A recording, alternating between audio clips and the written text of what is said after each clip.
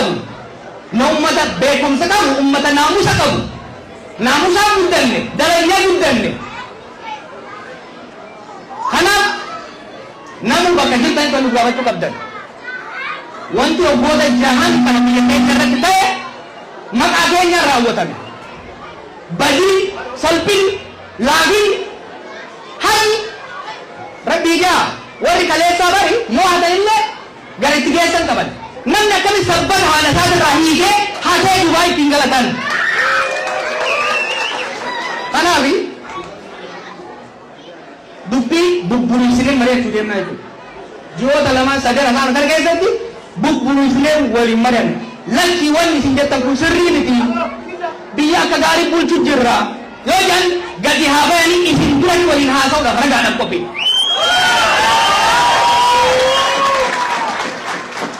wanni ani isin hin Oromoo nan beeka bara I know my people isin keessa akkanuma tosoon hammaaree akka ajaa'iba biyya bulchiisa akkasuma akkuma qorsoo tosoo isin keessa hammaaree nama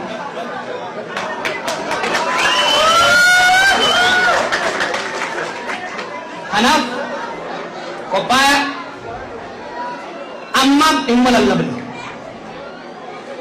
hubadhaa waa malee kaaneen dubbannu qorannet qo'annet bilcheessinet tarsiima baafnet ummata keenya tokkoonsinet jijjiirama barbaachisaa ni hinna jechuudha kanaaf ummata jarman hedduu galatoomaa hedduu laboonsitanii warri alatti seenuu dadhabdanii alatti hattan hedduu dhiifama isin gaafannaa yoo carraan argame meebii gara boodallee isin dubbisuu dandeenya galmi kun irra laalina gareen asii sun beekta garee ajaa'ibaati gareen jarmani kun abdoon sun yoo deemu suutaa yoo hojjetu garuu saffisaadha gareen isaa kun immoo kaasi waraabu kunis kawallisu kunis isa jamsi no torban tokkoon kan ijoollee kanaaf torban tokkotti yeroo ayyaana kana keessatti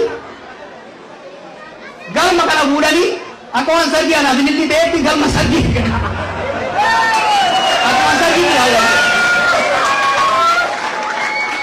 but I'm proud of the team we have a team akkana magaalota 63 keessaa qabna dalagatti gad deebine malee addan facaane waa'ee tokkummaa Oromoo kan yaaddattaniif tokkummaan Oromoon barchirichaaroon hin gurguratu Oromoon uummata jumlaati warri gandaaf gandarree deddeemtu dura isin wajjirti nuti garuu waan saba keenya boonsa waan biyya keenya sabaaf sablammoota biyya saniitiif ta'u tokkummaa Oromoo cimsinee tokkummaa ummatoota biyya saniitis cimsinee gara fuulduraatti haga maqaa keenya haga lakkoofsa keenya haga gadaa ummata gadaan guddaa gadaan gabbina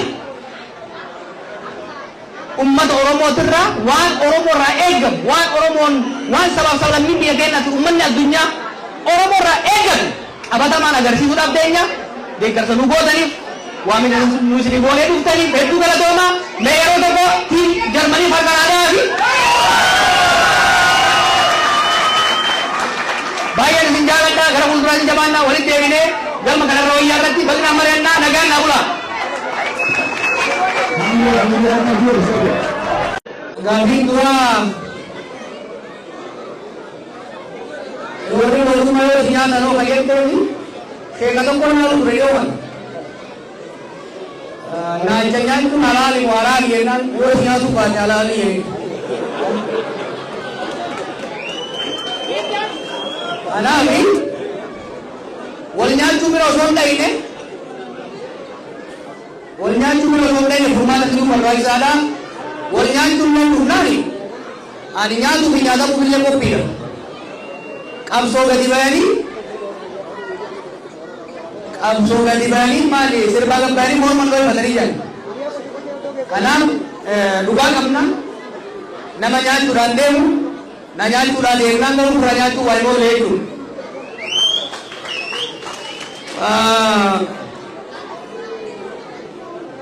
Kan biraa waa'ee milikaa kakaafte wanni akka milikaa uummata keenya miidhamu hin jiru. Biyya sanitti qaama lama walatu waan barbaade lama wala illee hin hamalanne. Abiy Ahmed inni milikaan humna lama. This is crazy, isn't it? Abiyyi ministeerri isa gaafatu hin jiru, paarlamaan isa gaafatu hin jiru, maallaqa biyyaa biliyoona 10 baasee masaraa ijaara paarlamaan hoggaa gaafate na gaafachuu hin dandeessan jedhan. Milikaan kubeeti mana keetii nyaatee kama hoggaa jettan hin qabaru namni na gaafatu hin jiru siin jedhan. Milikaaf abiyyi dhabe biyyi dhugaa jirti. Kanaaf abiyyi biroo qaba milikaallee uummatarraa dhaabuu qabu dirqama. This is a must. Irra hin jiru barbaachisee jiru.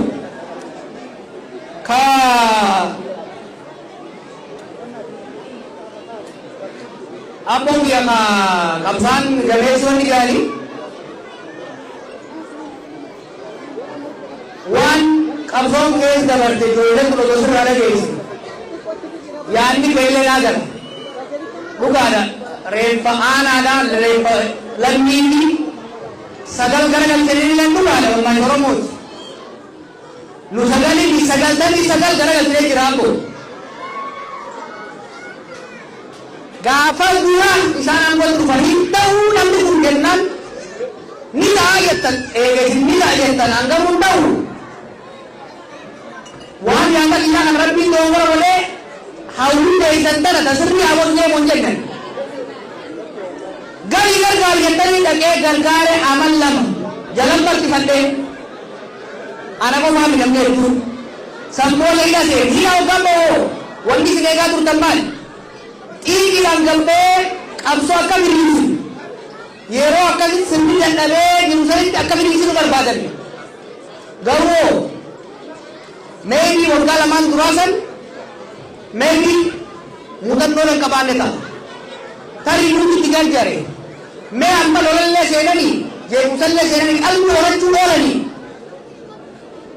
Ikhtilafu mereka asal suailah. Iba itu mula untuk mulai jadi amal lama bulan kamal ibadah mulai kerap ni. Jari buiyan itu hamad cuma alam. Bijadinya internet bilan. Arabar abis adanya shimalis buncan nama amara pimpinnya oleh pun jadi bar. Dan nothing left. Bimbing apa mana kaya dia nanti asiaran kau pada dia tiga mana orang kasih tahu balik bikin tiga tunjuk nano namara tuan me jalan be tigrana tuan me jalan be orang rambe amma semale tille jadi usia kali itu biari ini ada fikus jira malik jere munyunda tu kau jira ada jalan munyunda tu kau kaya berarti,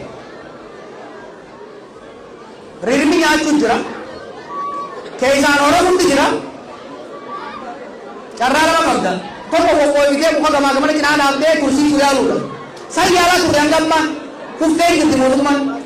Wanin jere, untuk mulai beratahu jer, terus tu betul. Muka kasih jurusan ni, kau anggaran tentang gamma atau kilensi tu biasa nak kufisah itu. Esri timo oramo, mosum mantu kumpul karkara regilti. Nurat jatuh kumpul regil dalam mungkin.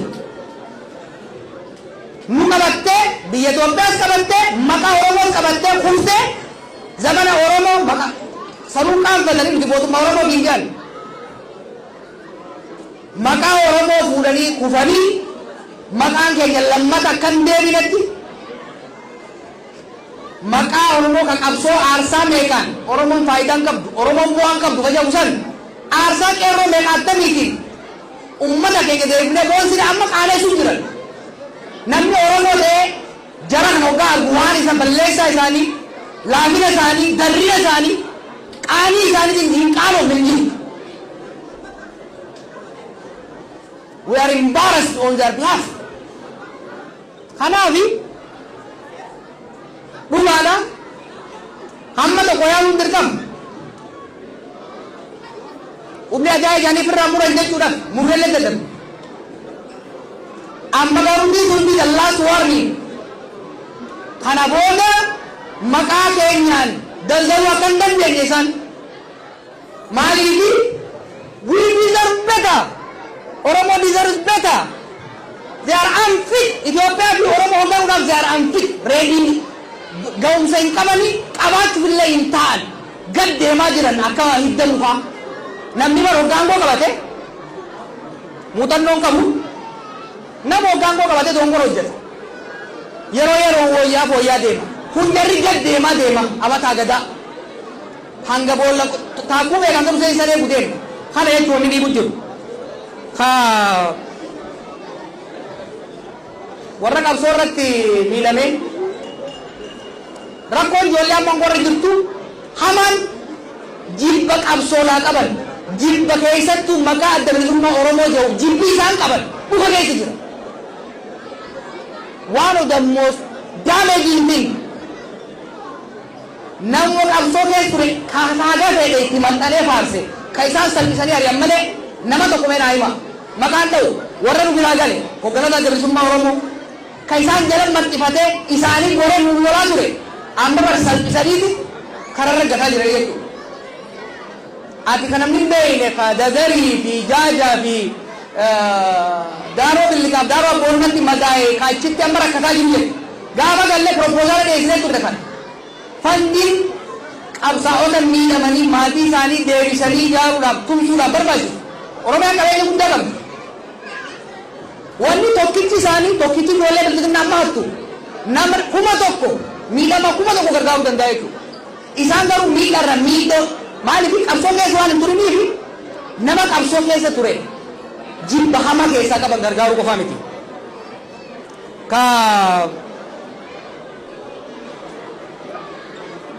Gaafin biraa shiftaa lamaan ka jetteef ka bosona galee bar seera ala jira. Shiftaan biyya rakkisaa jiru hunda caala shiftaa maqaa mangistii qabu. Shiftaa bosona galee waan qeedhaan hiimee caakkatti isa galche san furrees madaddeeffanna san. Ijoollee keenya ka bosona jirtu ijoollee keenya qofa osoo ta'e ijoollee Amaaraa ijoollee naannoo adda addaa dhiibamanii bayan. I know these people ni beekaa bara ilaalcha garaagarummaa qabaachuu dandeenya. Ijoollee amma waboo jaamaniis ijoollee faannoo jaamaniis hedduu isaanii akka amma fintaaleeyyii jaanii warra itti ooman kanaa miti. Ilaalcha siyaasaa garaagaraa qabaachuu dandeenya. Garuu ijoolleen tuni ka Eertiraa turees ka bosona turees dhufeeti Abiy Ahmed jala siree qabaachaa ture waggaa tokko lamaaf. Samboola dirree siyaasaa dhiphatee namni jiinuu dadhabee dhiifatee bosona gale.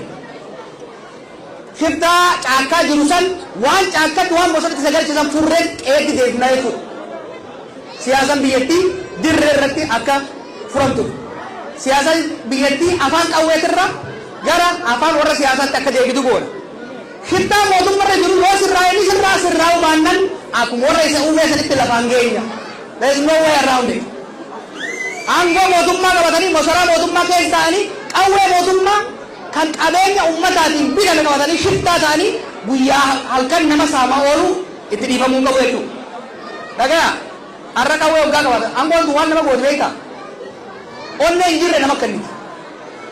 Gaafa na sallaa baradhu nama abbaa murtii tokko biratti hin baradha ture. Galgala waggaa diimaan jalaa dhumte na ergan. Shubbutii kan kennan.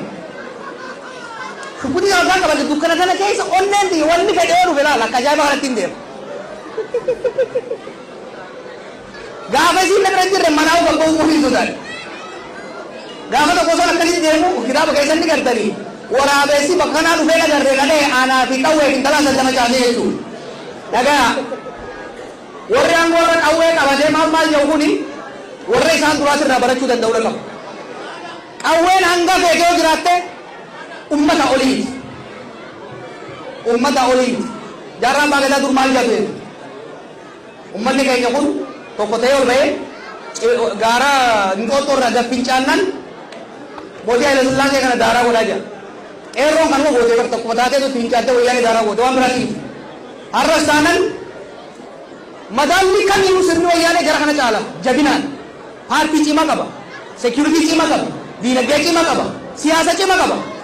Jarri kun seekuritii qaban, diinagdeen qaban, paartiin qaban.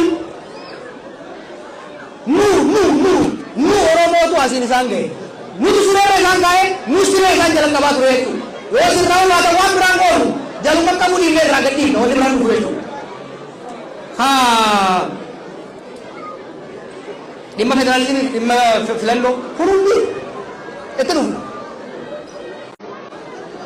sirna ummatoota Itoophiyaatiif ta'u marii marabbaadhaan ilaafilaamiidhaan ummatoota hogganoota isaanii wajjin mari'annee sirna ummata keenyaafis ummata biraafis ta'u jaaruu qabnaa jaaruus ni dandeenya jechuudha. Kabiraa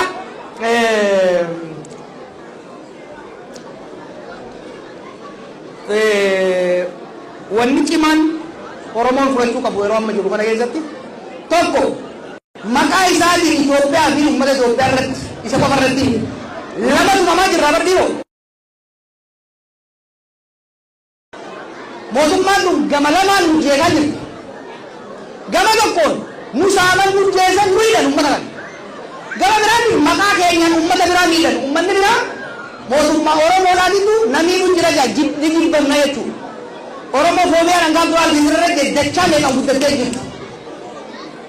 Maqaan nyaatan maqaan balleessan darriin isaanii tuffii fide hammeen isaanii jibba fide diigaa stop kana dhaabuu danda'uu qabna jechuudha. Maaliif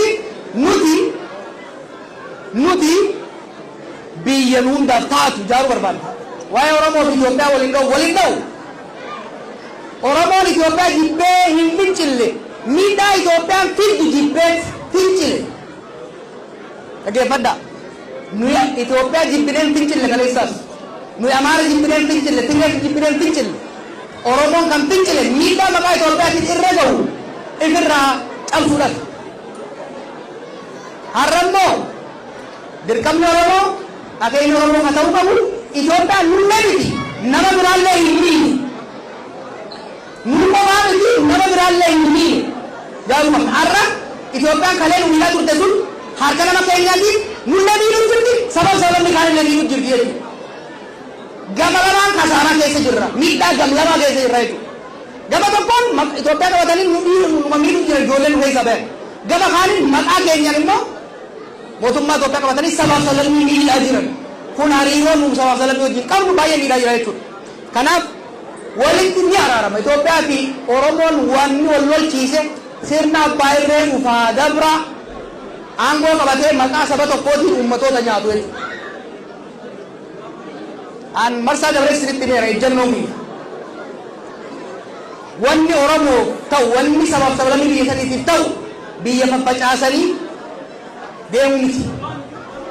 Itoophiyaan amma jirtuun facaanan Oromiyaan keessaa baatu hin jiraattu kana beekaa. Tigraay keessaa baatu hin jiraattu.